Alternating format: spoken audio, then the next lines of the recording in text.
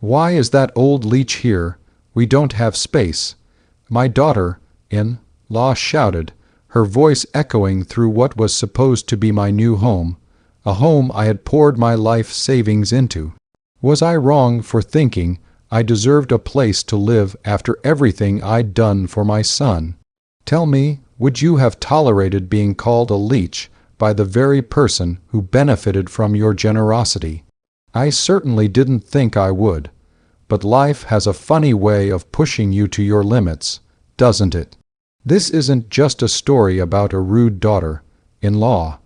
It's about a lifetime of sacrifice, a son who seemed to forget where he came from, and a mother who finally learned to stand up for herself, even if it meant tearing apart the very family she tried to hold together.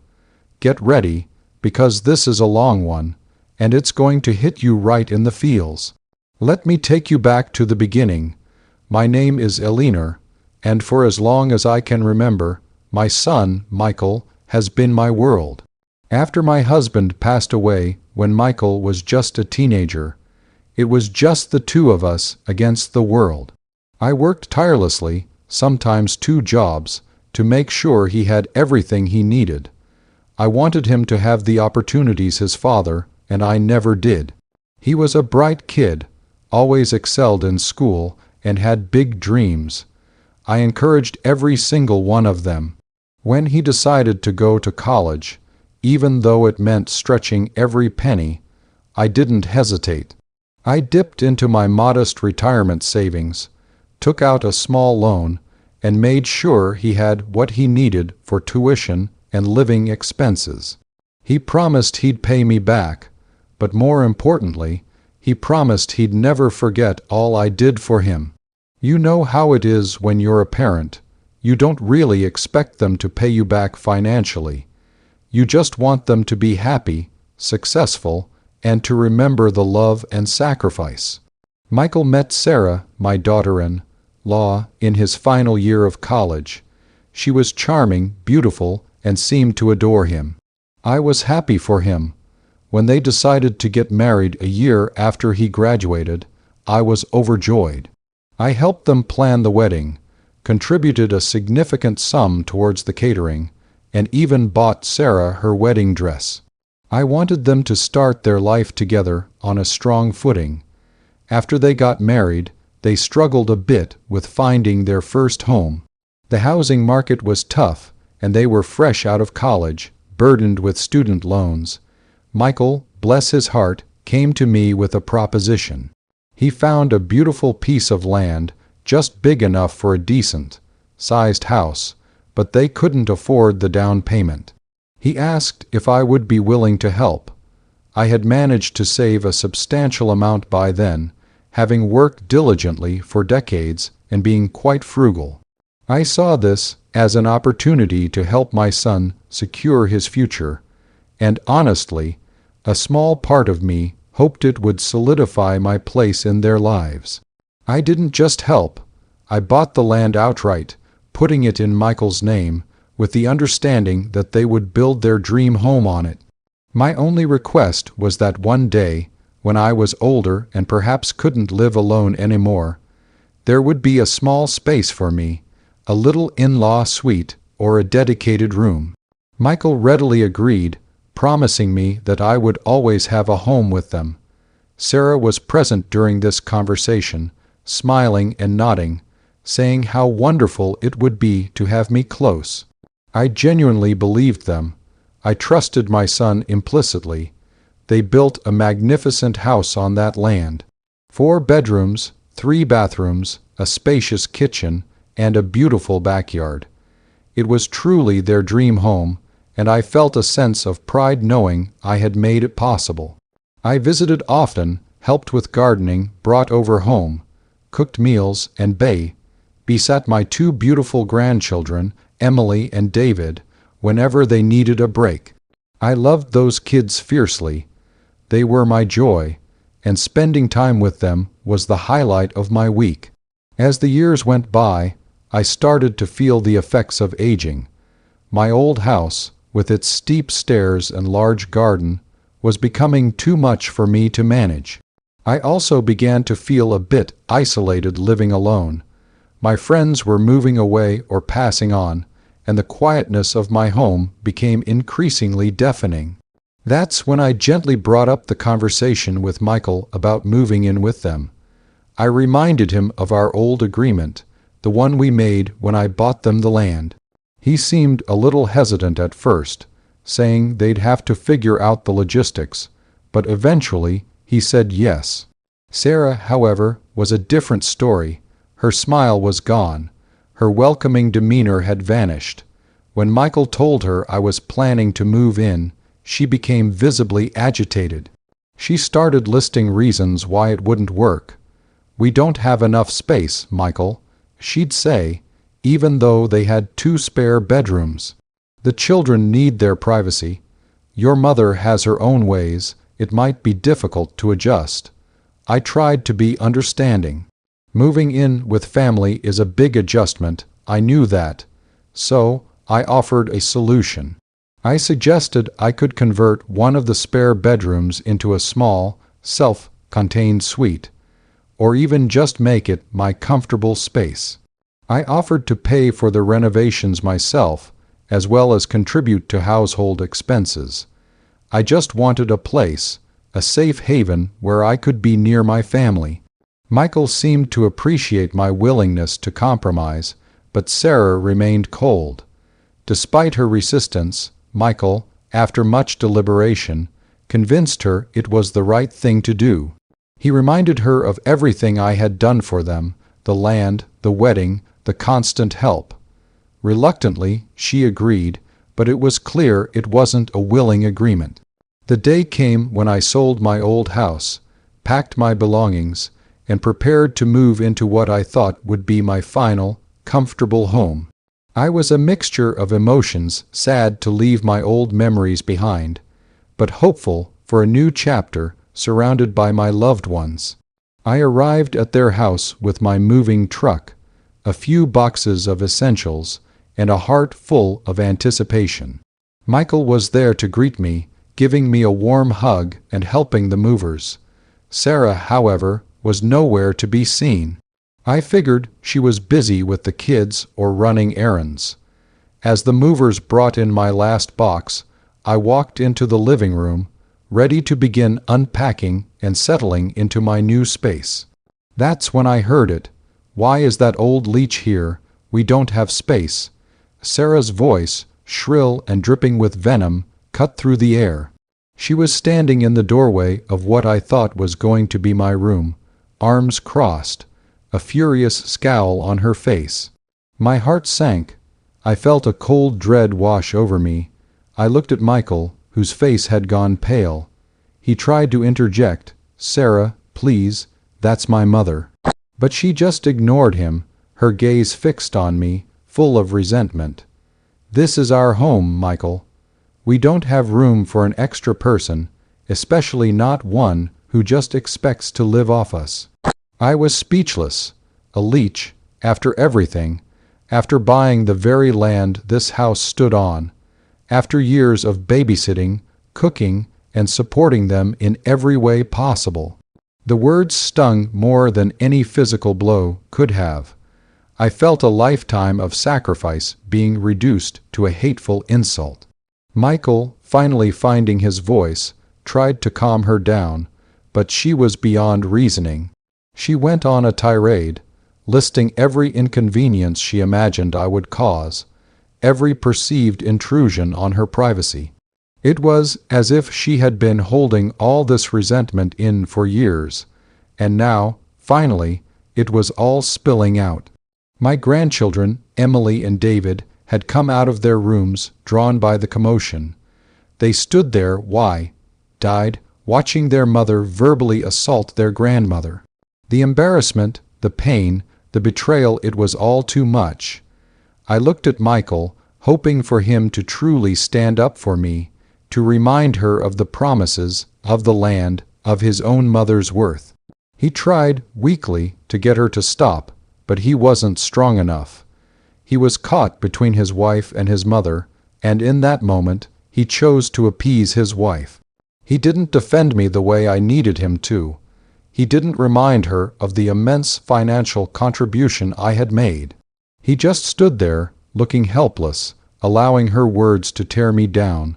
So that's the situation I was in, and I had to make a choice.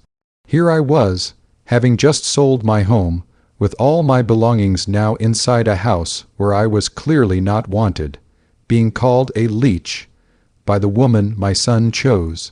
My son, the one I had sacrificed everything for, wasn't standing up for me as he should have. Before I tell you what happened next, I want you to pause and comment below what you would have done in my shoes. Would you have just turned around and left, tried to reason with Sarah, or would you have fought back? The silence in the room after Sarah's outburst was deafening, broken only by the soft sobs of my granddaughter, Emily. That was the moment something in me snapped. I had spent my entire life being the supportive, self-sacrificing mother, always putting others first. But being called an old leech in front of my grandchildren, in a home that was literally built on my generosity, was the final straw. I looked at Sarah, then at Michael, who still couldn't meet my gaze properly, and then at my grandchildren, their innocent faces etched with confusion and sadness. I took a deep breath, and for the first time in a very long time, I spoke with an authority I didn't know I still possessed. "A leech am I said, my voice surprisingly steady despite the tremor in my hands. Sarah scoffed, crossing her arms tighter. "Yes, an old leech who expects us to support her," she retorted. I ignored her, my gaze fixed on Michael. "Michael," I said, my voice cutting through the tension, "do you remember the conversation we had when you and Sarah wanted to build this house?" He mumbled something incoherent. "I think you do," I continued, because I distinctly remember buying the land this house stands on. Every single penny of it. It's in your name, yes, but the funds came entirely from my savings I worked for my entire life. And do you remember the condition? Michael's eyes widened, and he finally looked at Sarah, who was now beginning to look less confident, a flicker of uncertainty in her eyes. "The condition," I stated, making sure my voice carried, "was that when I got older I would have a place here, a room, a home." Sarah started to interrupt. "That was years ago. Things change." But I held up a hand, silencing her. "Things do change, Sarah, and it seems my son's memory and your gratitude have changed considerably, but the legal documents haven't." I turned to the movers, who were standing awkwardly, trying to pretend they weren't witnessing a family drama. "Gentlemen," I said, "please stop unpacking, box everything back up." They looked confused, but sensing the gravity of the situation, they began to comply. "Michael," I continued, "I am your mother. I loved you enough to give you everything I had, to ensure you had a good start in life. I provided you with the foundation for this beautiful home, and now I am being called a leech and told I have no space here." I paused, letting the words sink in. "Well, if there's no space for me, then there's no space for the house built on my generosity either." Sarah's face went from angry to aghast. "What are you talking about?" she spluttered. "I'm talking about my legal rights," I said, pulling out a folded document from my purse, a copy of the original land deed, and a notarized agreement Michael and I had signed, outlining my future residency. It was a failsafe I had, on a lawyer's advice, insisted on years ago, just in case. While the land is in Michael's name, the agreement explicitly states that I retain a lifetime right to reside here, and that in the event of any dispute regarding my residency, a lien would be placed on the property equivalent to the original purchase price of the land, plus inflation, until a suitable alternative living arrangement acceptable to me is provided, or the property is sold. I had consulted a lawyer quietly after Sarah's initial resistance to my moving in. It was a precautionary measure, one I prayed I would never have to use. Michael's jaw dropped. Sarah's face drained of all color. She knew then that I wasn't bluffing. This wasn't just about a room. It was about the very foundation of their home, financially and literally.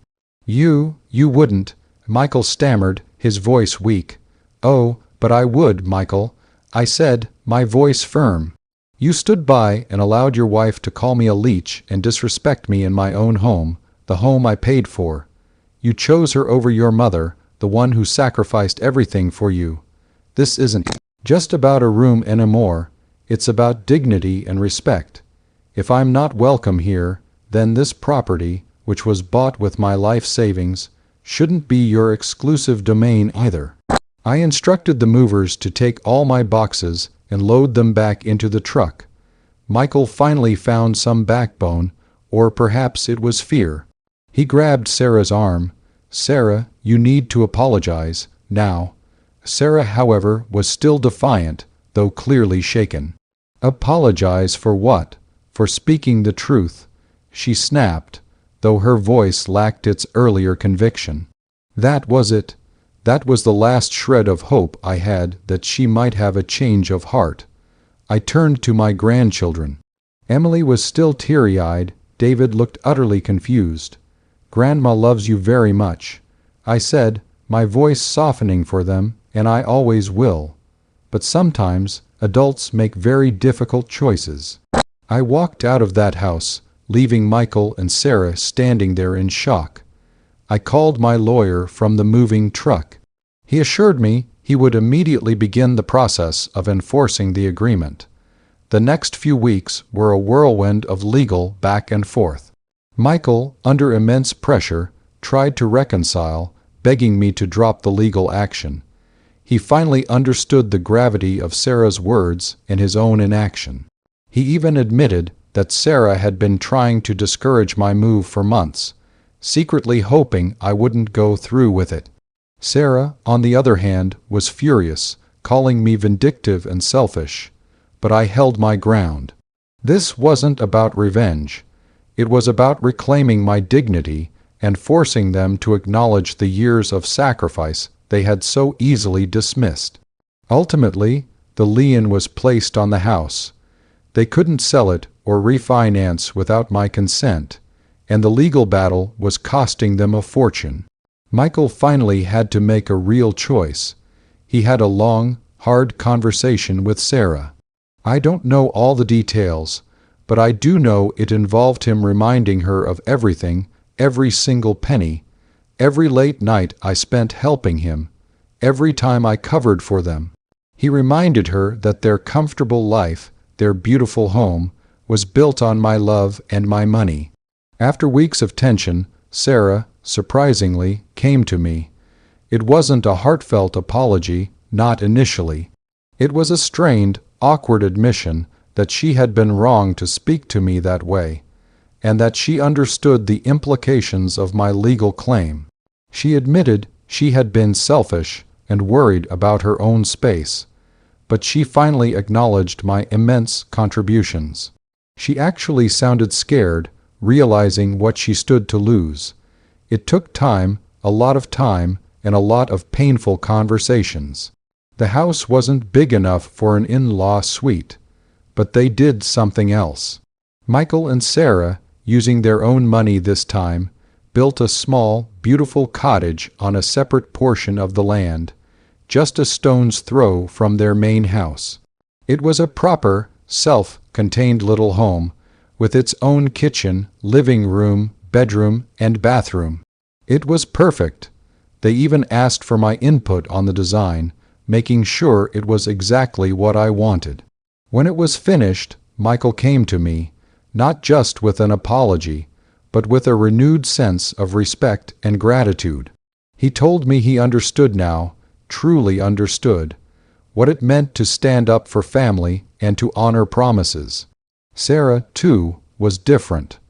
Her apologies became more genuine, and she started treating me with the kindness and respect I deserved. We're still working on healing the rift, and it's not perfect, but it's a start. I finally have my own space, my own home, on the land I bought, and I'm still close to my grandchildren. It's not how I envisioned it, but sometimes the hard way is the only way to make people see your worth. So, that's my story. It was a painful journey, one that almost shattered my family, but ultimately, it brought about a necessary reckoning. Sometimes, you have to fight for your place, even when you've already paid for it 1,000 times over. It taught me that while love can make you sacrifice, you should never let that sacrifice be used to diminish your worth. It also taught Michael a very hard lesson about standing up for what's right and remembering where you came from. If you've ever been in a similar situation, feeling disrespected or taken for granted by family, I hope this story resonates with you. Remember, your kindness shouldn't be mistaken for weakness. Like this video if you were on my side and you think I did the right thing. Subscribe for more stories like this, where people navigate the messy, complicated realities of family dynamics. And please, share your final thoughts on this whole mess in the comments section below. I'll see you all in the next story.